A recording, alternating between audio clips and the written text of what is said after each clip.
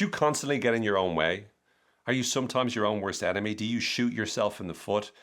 Do you sabotage and undermine your hopes of success on a regular basis and you don't know why?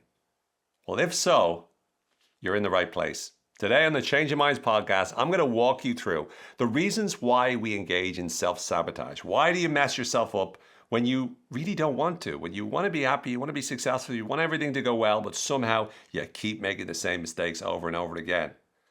I'm going to walk you through why we do that, and most importantly, how you can stop sabotaging yourself moving forward through 13 different techniques that will help you to become much better at moving forward towards what you want to accomplish and ensure that you don't get in your own way ever again. This is going to be a really useful episode. See you inside. Hello and welcome to another episode of the Changing Minds podcast. My name, of course, is Owen Fitzpatrick, and today we're going to talk about sabotage, self-sabotage in particular. We're going to be looking at how do we actually get in our own way? Why is it that we look at a red flag and we just want it? We see a red flag in a relationship and we go, oh, I can change them, or everything's going to be okay. Why is it that we know all we need to do if we want to wake up early tomorrow is go to bed early tonight, but we just don't do it? Why is it that we make a goal or set a goal for ourselves, but then we find every reason, every excuse in the book to procrastinate? Why do we stop ourselves from being incredible? Why do we stop ourselves from being successful? That's what we're going to look at today. And I'm going to walk you through not only why this happens, but also what to do about it. So let's get started. To start, we want to first of all understand what do we mean by self-sabotage. And self-sabotage is when the behaviors, thoughts, or actions that we engage in can actually prevent us from achieving success, even when consciously we want to be successful. And so this begs the question, well, what is really going on? And to a lot of people, this is an unconscious experience. That doesn't mean it's unconscious from the Freudian perspective that there's all these repressed desires and whatnot. It doesn't have to be that complicated. But what does happen is we're not always aware of how we're creating our own problems. And so what I want to do is try to understand and unpack why is it that we do this. And there's a number of reasons. There's not one reason. We don't sabotage ourselves for just one solitary reason. There's usually a number of different things that are at play. And what I want to explain is what those things are. But how it manifests, how self-sabotage can manifest, is through things like procrastination. We delay before we do something. Through negative thinking. We think negatively and therefore we don't actually get ourselves around to feeling like we want to take the actions that we need to. We avoid the kind of behavior we need, or we engage in destructive actions where we do things that we kind of in the moment know is not going to be good, but we just feel like doing them. Sometimes we feel like we need to escape, and as a result of that, we make the wrong kind of decision. So with these kind of behaviors causing us more problems, what are some of the reasons as to why we sabotage ourselves in the first place? Well, the first thing to talk about is fear of failure. We're fearful that we're not going to get the result we want. And it's not so much that we have a fear of failure. It's more so that we are scared of what we think failure means. Because when we fail, the problem isn't that we fail. The problem is that that failure might make us feel like we are a failure, or might make us feel like we will never succeed. And so somewhere down the line, the story we told ourselves about failure meant that we became terrified of it because of what it might actually mean for us, what it might lead us to. And so any of the techniques we talk about later has to look at how we can start to transform the relationship that we have with failure, because fundamentally, we'll sabotage ourselves, we'll procrastinate, we'll hesitate, we'll never actually write the book in case the book doesn't do well. We won't speak in public in case we don't succeed. But the big mistake we're making is we're thinking of this as a temporary experience. Like I'm making the speech, will it or won't it work? We think about it in binary terms. And as we'll see later, we need to start to transform that particular interpretation. But sometimes the reason we make our own lives more difficult is because we're scared what will happen if I fail. And the weird thing is, sometimes it's not about failure. Sometimes the reason we sabotage ourselves is because we're scared of success. We're terrified that if we are successful, that's going to bring with it responsibility. We're going to be inspected more closely. People are going to see us. And therefore, we're going to be judged more. And so sometimes the fear of success is what stops us and prevents us. We find excuses. We find reasons why not to do something. We make things harder for ourselves. We procrastinate or put off the actions or behaviors or even the events that might lead to our success. Why? Because if we become successful, now all of a sudden, we got to hold ourselves more accountable. All of a sudden, now we're under the microscope. And that can be quite intimidating or quite scary. It might lead us to experiencing change. And sometimes what we fear more than failure is sometimes change. Massive amounts of change if we're too successful. Another reason why we struggle with self-sabotage is because of low self-worth and low self-esteem. We feel that we're not good enough in order for us to succeed. So because we think we're not enough, because we think we're not good enough, that in turn causes us to engage in behaviors that might prevent us from actually succeeding because we're not in alignment with our behaviors. And this comes back to another factor, which is known as cognitive dissonance. Cognitive dissonance is a concept which talks about the conflict we experience in our mind as a result of the difference between the behaviors that we're engaged in and the beliefs that we have. And sometimes it's to do with contradictory beliefs and sometimes beliefs and behaviors.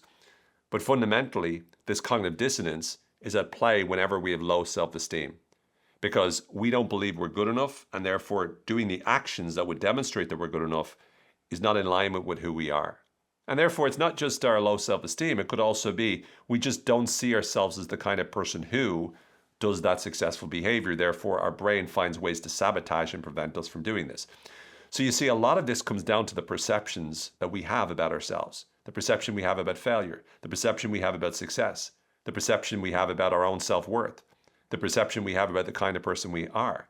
And all of these perceptions really fundamentally come down to the stories that we tell ourselves about ourselves, the stories we tell ourselves about what it means if we fail, if we succeed.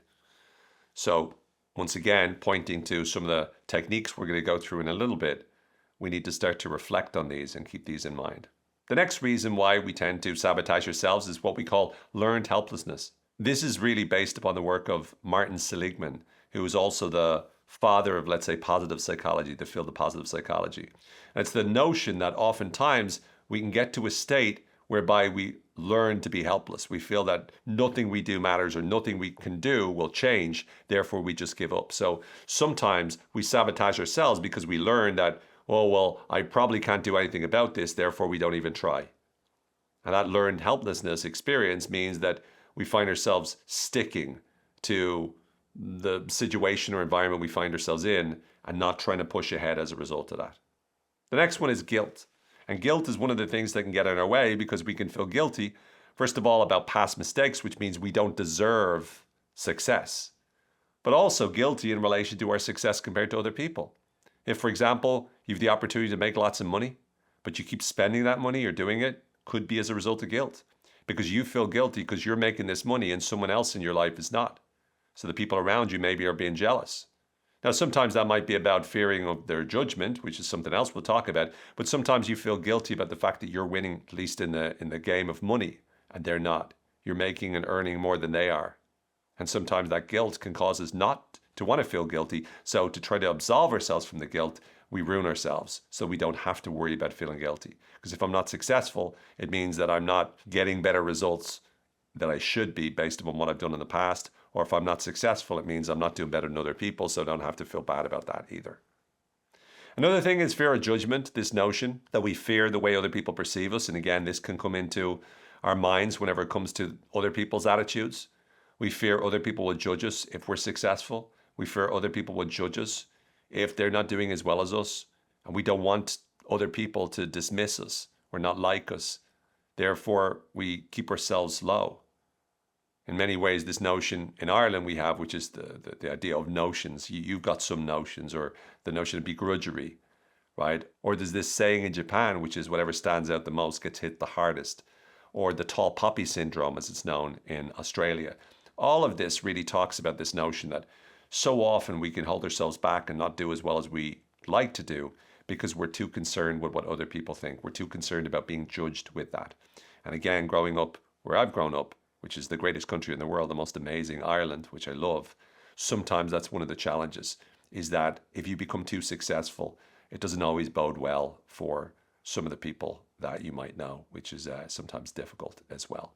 There's also then immediate gratification. So sometimes what will happen is that we choose the immediate gratification, the short-term gain over the long-term benefit. So We can be tempted by these things, and the temptation itself is what sabotages us. We choose to do what's easy now instead of doing what's harder now, but will lead us to greater results later on. So we do sometimes mess things up for ourselves because of that factor. And then there's also comfort zones. The desire to stay in our comfort zones, to stay in a place where everything's comfortable, everything's easy.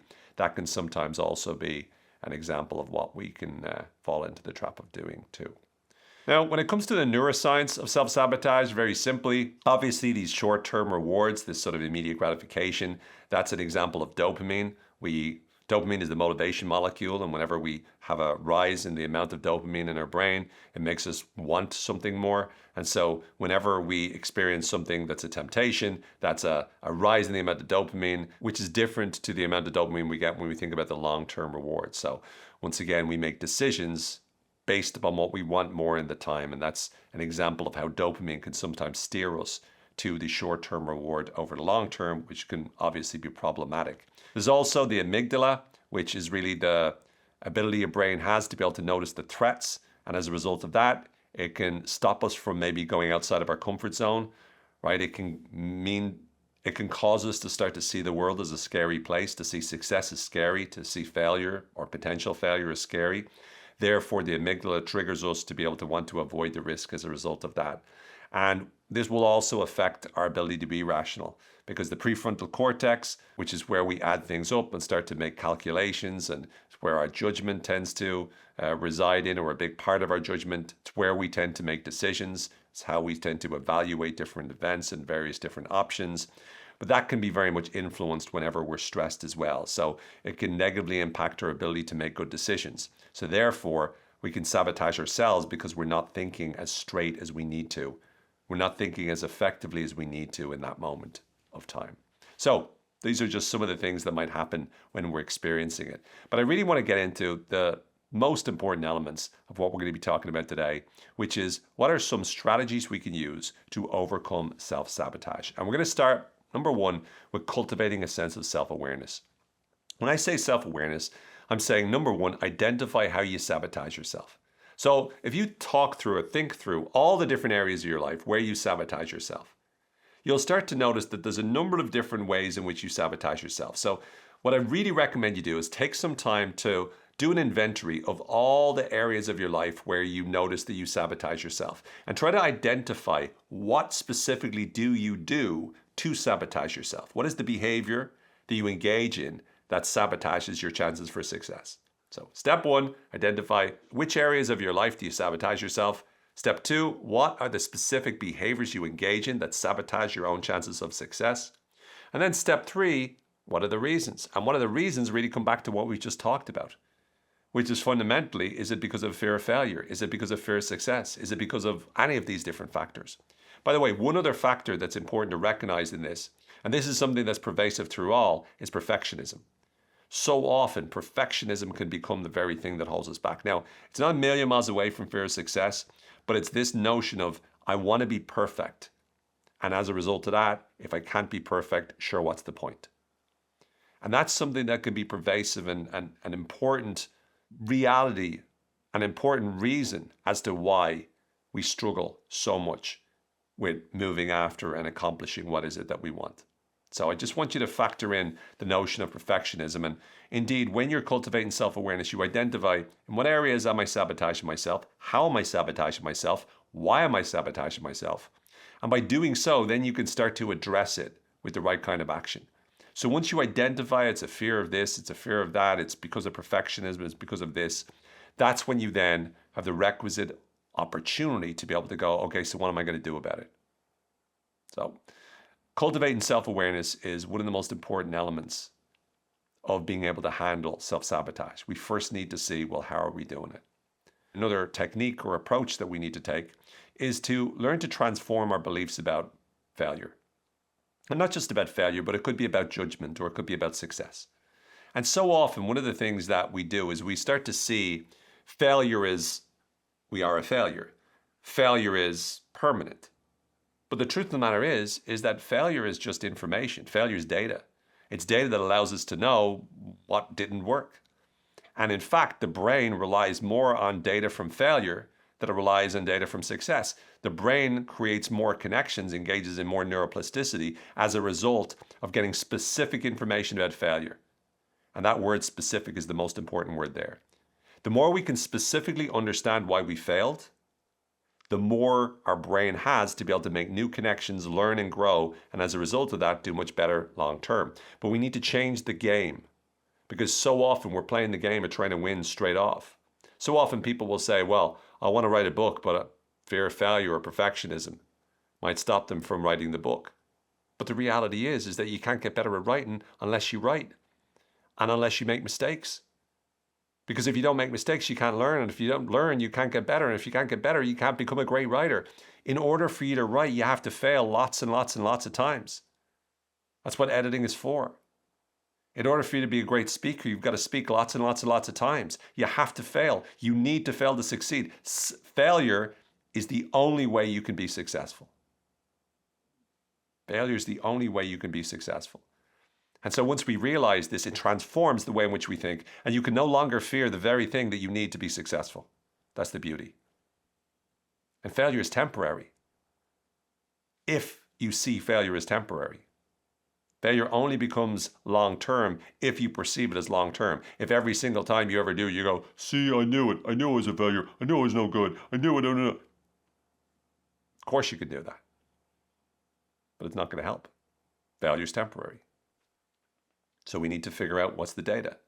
What's the information we need in order to get better? Next, prepare for success. This means planning how you'll handle the responsibilities of being successful, right? Coming to terms with the fact that if you succeed, yeah, things will change. So get ready for it, plan for it, prepare for it, be ready for it.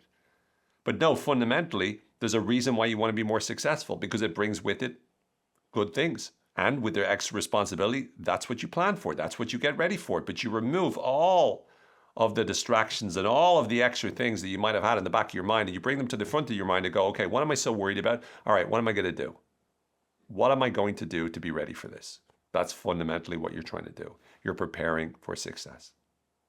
The next thing is improving our self-talk. Obviously, we've all got the inner critic. You'll never be able to do this. You can't do it. Blah, blah, blah. And the most important elements we can do here is to ask ourselves the question, how do you know? Could you be wrong?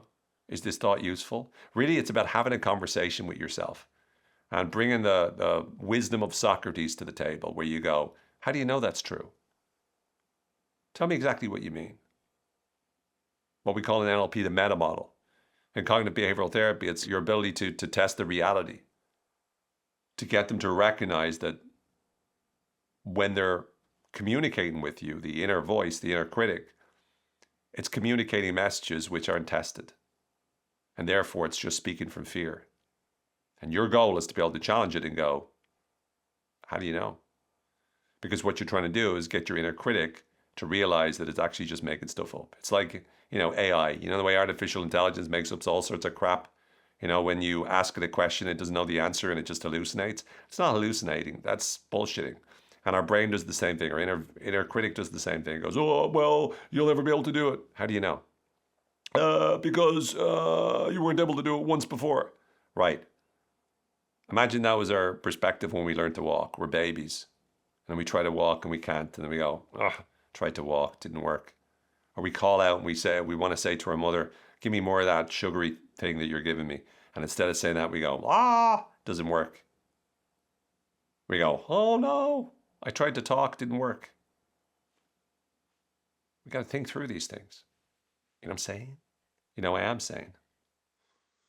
Next is break things down. That means taking whatever is happening and breaking it down to smaller pieces so we can give ourselves quick wins. What we're trying to do is we're trying to build momentum. And the reason we're trying to build momentum is really to keep ourselves motivated. One of the biggest challenges is a lot of times that these elements that cause us to actually hold ourselves back tend to make it so that we're not very motivated to do what it is that we need to do. And sometimes it's easy to be tempted with the short-term reward because we haven't actually broken it down and made it easy for us to cultivate more dopamine with the long-term reward. And the way we do that is we set our sights on where is it that I want to get to, and then we break that down into milestones, and we start to give ourselves rewards for making progress towards where we need to get to. So we feel better as we move towards it. And it's easier for us to get quick wins, which gives us that little burst of dopamine and makes us more motivated, and therefore less likely to fall into the trap of the easy win now, which is usually the temptation. Instead, we create a different easy win for ourselves, which is one rung on the ladder on the way to success long term. It's called breaking things down. We next have turning guilt into glory. This really means exploring the source of your guilt and understanding, okay, if I do feel guilty about it, well, what is it I need to accomplish? What is the action I need to take for me to correct whatever's happened in the past, if I can correct it? What is the actionable step I can take to make things better? But using guilt as a motivator to be able to do better, to be able to be successful. Because sabotaging ourselves doesn't make you feel less guilty, per se. All it does is it creates this notion in your mind, which it means, well, I'm not going to succeed because I don't want to feel even worse. But that doesn't stop you from dealing with the guilt. All it does is put it off. And instead, if you actually are successful, but you're thinking through, how can I make a positive difference? If you've done something bad in the past and you want to make up for it, then be successful and then donate money, for example, if it's monetary success. Donate time. Do good things, but you're in a better position to do good things if you're successful because you have more resources to do so. This is logical. Instead of causing yourself troubles and preventing yourselves from doing what it is that you need to do. Next one is embrace imperfection. This is about making sure that you are seeing perfectionism for what it is, which is perfectionism is never possible. And the reason it's never possible is because something that's perfect can keep improving all the time. And if something is perfect, it can't improve. Therefore, by default, the paradox is that perfection is never perfect. And with that in mind, you can realize that stretching for perfection is insane because even if you do things really, really well, it's never going to be perfect. There's always something going to be wrong with it. And even if you think there's nothing wrong with it, I guarantee you, there's lots of critics out there that will find problems in it. So this pursuit of perfection, while it might be good to motivate you to ensure you've high standards, is never going to end well. So it's vital for you to be able to embrace imperfection and be comfortable with the fact that it's always going to be imperfect. That doesn't mean you don't need to have high standards or you can't have high standards, but it does mean that if you put off success because it's not perfect, you're never, ever going to pursue it. And bullshitting yourself and pretending, oh yeah, well, when I get better, then I will. No, it's not going to happen. It's not going to happen. And besides, the only way you can improve is to iterate and to be able to see it as an opportunity to go, if I do it now, I'll get feedback and then that will allow me to move forward. But if you're waiting for perfection, well, you'd be waiting forever because it's just not possible to do, especially not the first time. And this relates to the next one, which is embrace the growth mindset and embrace the growth zone. This is really about getting to the point where you identify what's outside of your comfort zone, what's inside of your comfort zone. And a lot of times people call it the growth zone, right? Which is, this is how you grow, by pushing yourself out there. I have a different way of thinking about it. We don't like to step outside of our comfort zone because of the fear that we feel when we do. I'd invite you never to step outside of your comfort zone, just make it bigger. And the way you do that is to realize that every time you do something that's uncomfortable, the more you do it, the more you make it comfortable. In other words, you identify the kind of uncomfortable things that will lead to your success in the future. You identify all of the behaviors that you know are uncomfortable, but that will lead to your success in the future. And what you do is you start to practice them, not so that you can get the results, but so you can make them more comfortable. So you see, what are the behaviors that I can make more comfortable the more I practice them? And you actively work on making those behaviors more comfortable. And the more you practice to make them more comfortable, the more you put yourself in a position where they become more comfortable, therefore they become part of your overall comfort zone. And the more they become part of your comfort zone, now you're winning. Because now your comfort zone's expanded. So it's not about stepping outside of your comfort zone, just make your comfort zone bigger.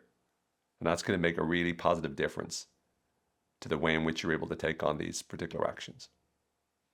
The next technique is to resolve cognitive dissonance. And this is really about understanding what is the story you're telling yourself about who you are. What is the behavior that you're not doing for whatever reason, even though you know it would lead to success? And then how can you start to change the story you're telling yourself such that you can fit that new behavior in so it aligns with you? So what is the story you can tell yourself that increases or improves your self-esteem? What is the story that you tell yourself that incorporates you as the kind of person who would do that action. You want to be a healthier, fit person? What is the story you need to tell yourself about you that would incorporate you as that kind of healthy and fit person? So in other words, you change the story you tell yourself about yourself, so you fundamentally create the identity of you as somebody who would take this kind of behavior, which will eventually lead to success. And remember, so often our identity is simply the story we tell ourselves or the story we buy into ourselves. It's the story that we buy into about who is it that we think we are. Change the story and you'll change your life. Next, get comfortable with judgment. The more successful you become, the more you'll be judged. People say all sorts. Have a look at the YouTube channel, right? Lots of people say negative things to me. Have a look at me TEDx talk, right, on mind control. 1.4 million views. Probably hundreds of negative comments. I've read a lot of them, right? Nasty little things, as well as people who think that they're funny. But sometimes they make good points. A lot of times they just say mean things. At the end of the day, judgment is judgment. You have to be comfortable with it. But there's this famous speech called The Man in the Arena. It's not the critic who counts. And it goes in, it's a beautifully created speech. But in it, one of the notions that I really love to poke at is, why is the critic not in the arena? And it kind of goes into a little bit in it, but why is the critic not in the arena? And it's not so much just because the critic prefers to be out there criticizing other people. It's because the critic's first victim is themselves. They're criticizing themselves, saying you'd never be able to do that. And then they criticize the people in there. But the critic's first victim is themselves, because they're busy judging themselves. And when you recognize that the critic is not in the arena because they're criticizing themselves, they're holding themselves back.